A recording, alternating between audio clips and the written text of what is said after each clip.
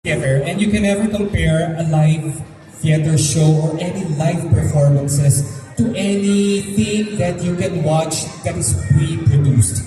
Diba?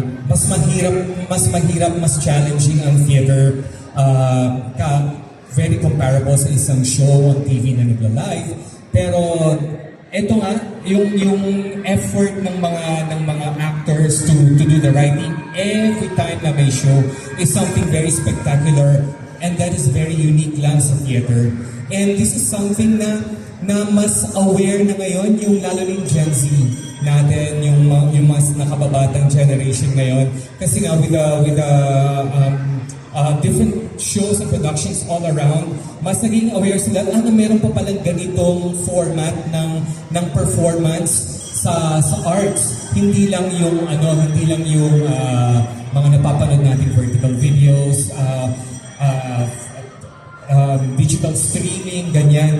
And this is something that people, actually especially Filipinos, are more excited about kasi lahat tayo, we are all singers at our own right. Kaya pagka nakarinig tayo ng something of a singing, inspired by singing and musical and all, na-excite pa rin tayo whether we are older or younger generations. And we are so curious na pumunta doon sa show para mapanood natin and ma-inspire tayo kasi at the end of it, one teenager or one younger person would want to aspire to become part of it sooner or later. So I think isa yun sa mga pagkakaiba ng theater sa mga online formats, online streaming natin ngayong ngayong panahon pala.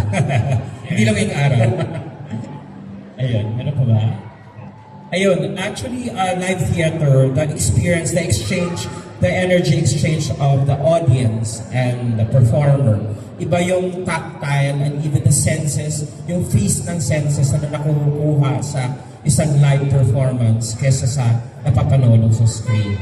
So dito, nararamdaman mo siya, naririnig mo siya. So, ibang klase experiences actually. Iba siyang, it's a feast sa senses ng isang tao. So much po. Congratulations. Thank you.